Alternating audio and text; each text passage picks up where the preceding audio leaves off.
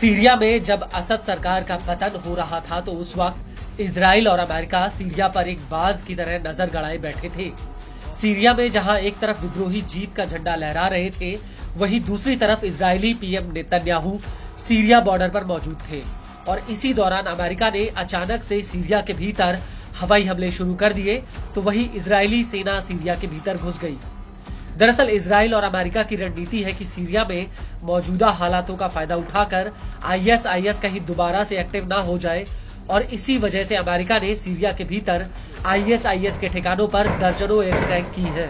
अमेरिकी एयरफोर्स के B-52 stratofortress bomber, F-15E strike eagle और A thunderbolt second fighter jet ने सीरिया के केंद्रीय इलाकों में आईएसआईएस के ठिकानों पर कई हवाई हमले किए हैं। इन हमलों को लेकर मिडिल ईस्ट में अमेरिकी सेना के सेंटकॉम के commander general Mikhail Erik Kurilla ने कहा कि विमान ने आतंकवादी समूह के 75 से ज्यादा ठिकानों पर एयर स्ट्राइक की है।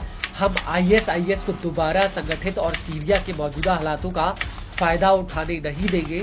सीरिया में सभी संगठनों को इस बात का पता होना चाहिए कि जो भी आईएसआईएस के साथ साझेदारी या किसी अन्य तरीके से उसका समर्थन करेगा, हम उसे जवाबदेह ठहराएंगे।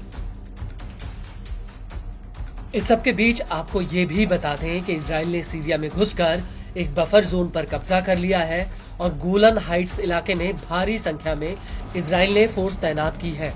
इजराइल का कहना है कि उसने इस इलाके में अस्थायी बफर जोन बनाया है ताकि सीरिया में बिगड़ते हालातों को देखते हुए चरमपंथी इसका फायदा उठाकर इजराइल को नुकसान ना पहुंचाए। लेकिन गौर करने वाली बात यह है कि अब इजरायली सेना सीरिया के भीतर हवाई हमले कर रही है।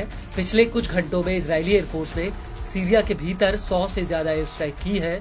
इजराइल का कहना है कि वो असद सरकार द्वारा छोड़े गए हथियार और सैन्य ठिकानों को तबाह कर रहा है ताकि ये चरमपंथियों के हाथों में ना लगे।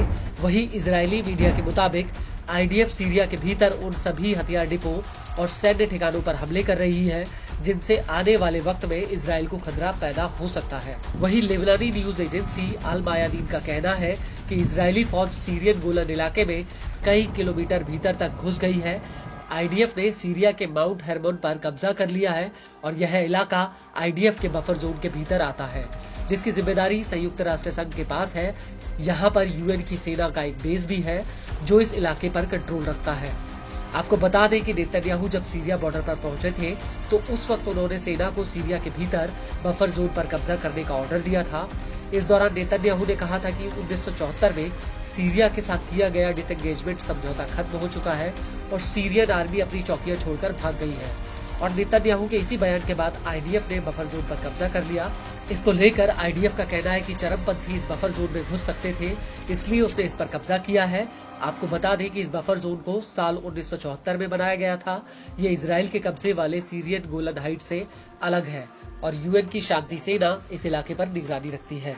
इस सब के बीच आपको ये भी बता दें कि आईडीएफ ने गोलन हाइट्स को एक क्लोज्ड मिलिट्री जोन भी घोषित किया है।